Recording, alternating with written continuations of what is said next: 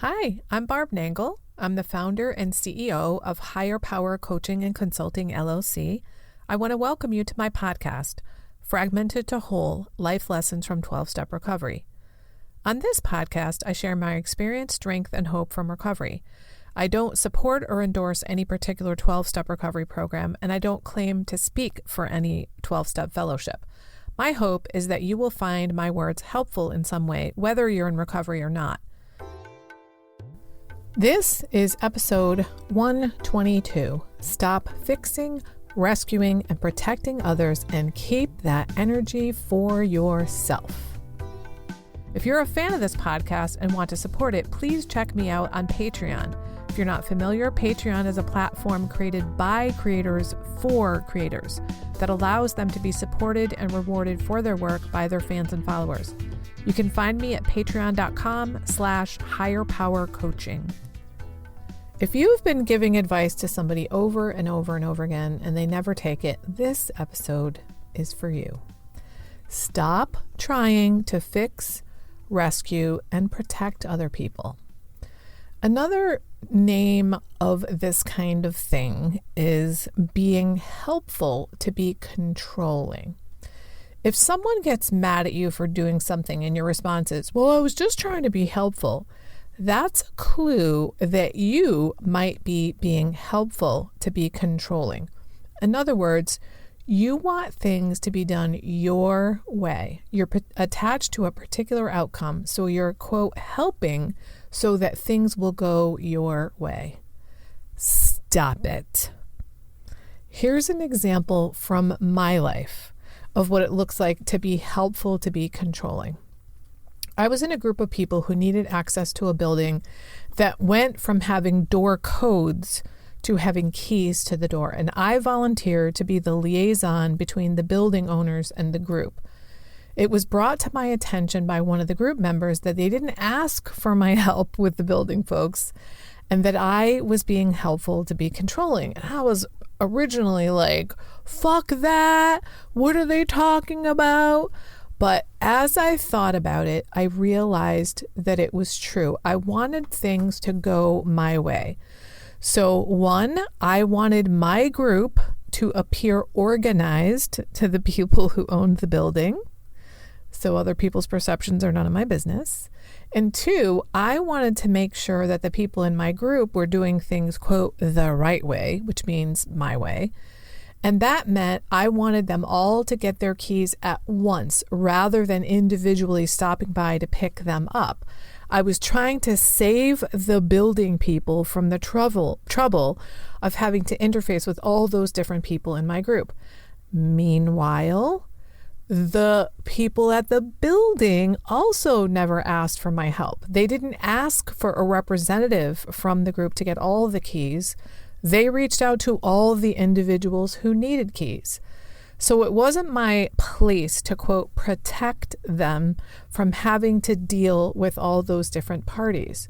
So this is an example of being helpful to be controlling. And I will tell you that of all the questions on my nightly inventory, this one is the most difficult one for me to see because of my history of people-pleasing, fixing, rescuing, being a savior, and trying to be a buffer for other people's negative consequences, or at least minimize the negative consequences in their life.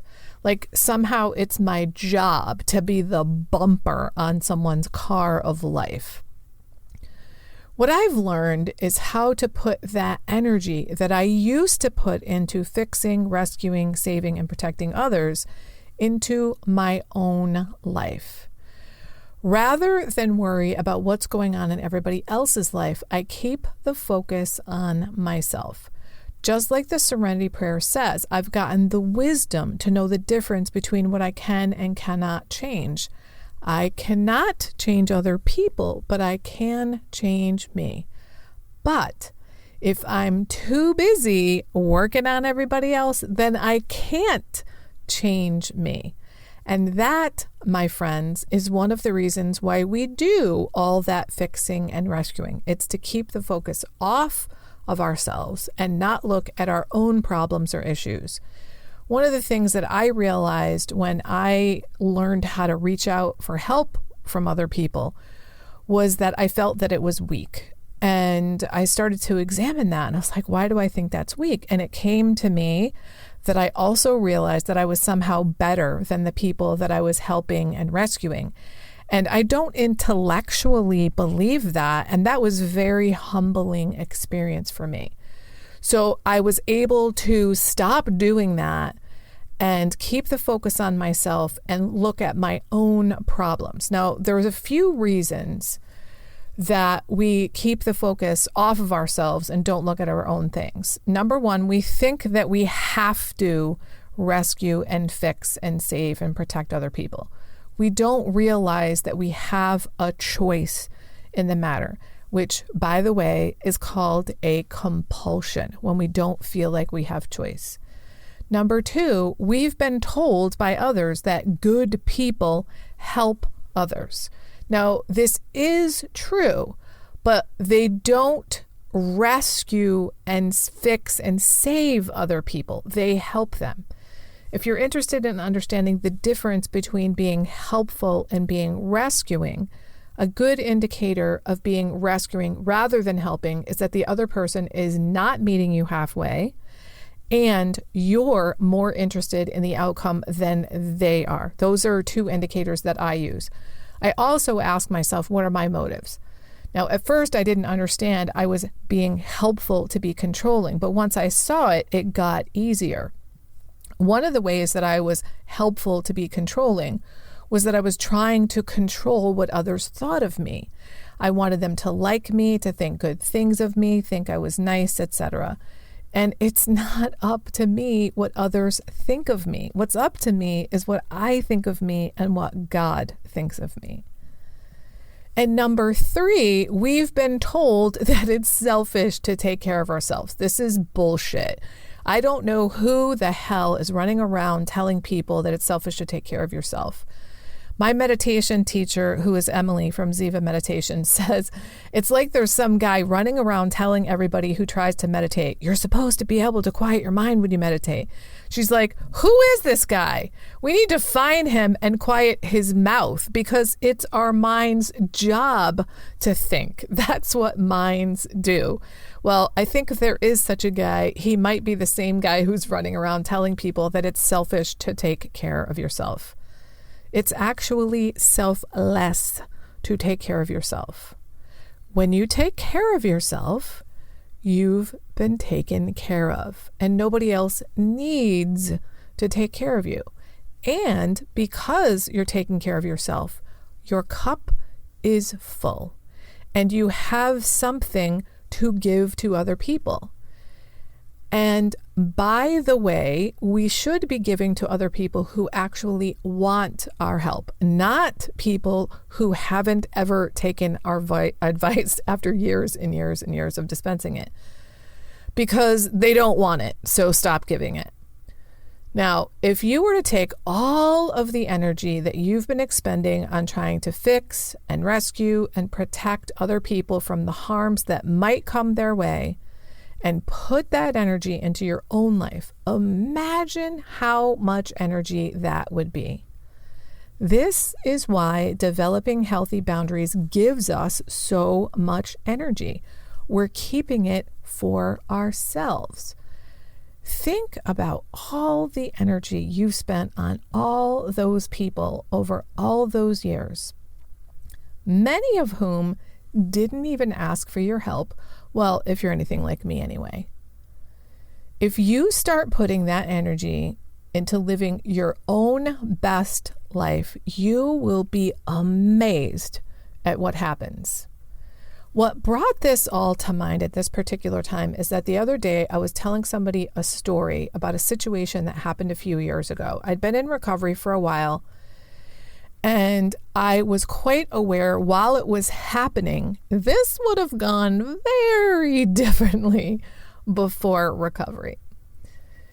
In the moment that it was happening, I was paying attention, I was in the moment, and at the same time, I was observing myself and seeing how this would have gone downhill fast before recovery because I would have felt the need to fix the situation. So here was the situation. I was in the car on the way home from a fabulous vacation with my sweetheart. We had a phenomenal time, and I was just basking in all the good feelings from the loving, relaxing, beautiful time we had. It was just an amazing vacation. He was driving, and on the way home, we got stuck in traffic, and he was tired and hungry and frustrated about the traffic. And then he had to pee. So he had a few things coming up for him at once. We came upon a rest stop, and he had hopes of being able to empty his bladder and just rest for a few minutes. And it turned out that the restrooms had closed at 3:30 in the afternoon. And he got all upset about why the hell the restrooms are closed at that time of day. Well, I knew enough to say nothing because I had enough recovery under my belt. I knew that I didn't need to try to fix the situation. I didn't need to rescue him or come to his aid. He's a grown man. What I needed to do was just listen and then maybe affirm him. So I said things like, yeah. Now, at the same time, I know that I would have handled this situation very differently in recovery. And I was watching myself as if this was happening in the past. Here's what I would have done. So I would have rationalized with him, which is the last thing people want to hear when they're distressed is rationalizations. And it would have said something like, well, I'm sure they close at 3:30 in the afternoon because there were budget cuts. And like he would give a shit about that. And what that would have done was put him on the defensive because he would have likely felt like I was attacking him rather than helping him, which would have been my actual motive. And I can see that now, but I couldn't see it in the past when I did things like that. So what that likely would have happened, would have resulted was we would have gotten into an argument, and then I would have blamed him and he would have blamed me, and we would have ended our fabulous vacation with a giant argument. Instead, I didn't say anything. I kept my mouth shut. Now, if I had done the rationalization thing, I would have actually made it worse. Even though I was trying to make it better, I would have turned it into an adversarial situation, caused a conflict between the two of us, instead of making him feel better about a difficult situation.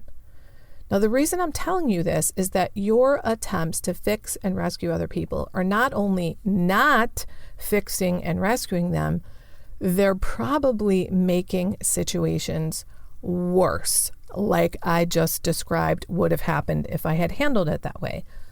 So keep your advice to yourself and your efforts to fix and rescue, and take that energy that you've been putting into other people and put it into yourself and your life. What do you want, need, like, and prefer? Work on getting that or doing that for yourself. If there are situations in your life that are bugging you, fix them instead of trying to fix other people. Now, here's a little bit more about that situation in the car that was very revealing to me. What I did during the time in the car was I went inside and I realized how awesome I was feeling from our fabulous vacation. And it was also very clear to me at that moment, it's not happening to me. I'm not the one who's hungry, angry, lonely, tired, and has to pee. I feel fantastic right now, and I get to continue feeling fantastic even when he's distressed. I also realized that in situations like this, I used to feel the need to lower my energy to match the energy of the other person. In other words, I wasn't allowed, in my own head, to continue feeling the joy and happiness I was feeling because whoever was around me was upset. And I think, I know this has to do with having healthy boundaries. Boundaries have reverberated into every area of my life. And one of the ways they do that is by helping me to contain energy where it belongs. so I can repel the energy that doesn't belong to me that's negative. And I can contain my joyful happiness. So I was able to contain my feelings of having a joyful, happy vacation and loving even the trip in the car, and repel his feelings of anger and not take it personally or feel like I needed to fix it or change it. You don't have to feel what others are feeling. You get to both repel their negative energy and hold on to your positive energy, which is why we have more energy when we stop trying to fix and rescue others. This is what it's like to come out of enmeshment with others. We can focus on ourselves and put our energy in places where we really want it to go, instead of letting it wander all over the universe in attempts to help others, many of whom don't even want our help. So here's my challenge for you this week. Ask yourself this: am I more invested in someone else's life than they are? Am I giving unsolicited advice to others? Am I buffering others from the negative consequences of their own actions? If that's you, stop it. Just stop it and start putting that energy into your own life. If you need some help with that, it's kind of my specialty. I'd love to help you with that, learning how to keep the focus on yourself, keep your energy for you, and only expend it on people and situations you're actively choosing, and where you're not more invested in the outcome than the others involved. And you're in luck right now because I am having a 3-for-1 special for my membership community, which is called Secure, Loved, and Brave. Normally, it's $97 a month to become a member, but right now, through August 29th, 2021, I'm doing a 3-for-1 special, so it's $97 for 3 months of membership. And what you get as a member is 2 monthly group coaching calls via Zoom per month. I guess that's what monthly means. We have a private Facebook group so you can get support from me and the others in the group between calls. There are a shitload of resources like worksheets and workbooks and journal prompts for healing and growth. And then as a huge bonus, you get access to my signature course, 6 Weeks to Better Boundaries with Barb. It's the self-guided version of the course, which means I'm not coaching you personally, but there are videos of me walking you through the concepts, as well as a multimedia curriculum so you can learn how to have healthy boundaries. And then there are worksheets with exercises to help you build your own personalized boundary system so that you can hold on to your energy, stop giving it away to other people, and repel the negative stuff from other people. You can find more about my membership community on my website, higherpowercc.com/membership. There's also a link in my bio on Instagram, and I'll also drop the link in the show notes. Take care, my friends. Take care of yourself. Hold on to that energy for yourself. Talk to you next week. That's it for today. If you've been finding this podcast helpful, please consider a donation to ensure I can continue. To choose the level of support that feels right to you, go to patreon.com/higherpowercoaching. Please also review it on Apple Podcasts, like and subscribe to it on your favorite podcast outlet. I'd really appreciate it, and it helps others to find the podcast. Now, if someone in particular came to mind when you listened to this episode, please share it with them. And don't forget, I'm on Instagram at Higher Power Coaching. I run group and private coaching programs on creating healthy boundaries. And if that sounds like something that would interest you, head on over to barbchat.net, where you can get on my calendar for a free 30-minute Better Boundaries consultation. My ideal client is someone who is ripe for change. If that's you, then go to barbchat.net and get on my calendar. My goal with all of my work is to help you make lasting changes in your life, like I've made deep, lasting changes in my life. Remember, it's never too late to recover. No one is beyond hope, and healing is possible. Thanks for listening.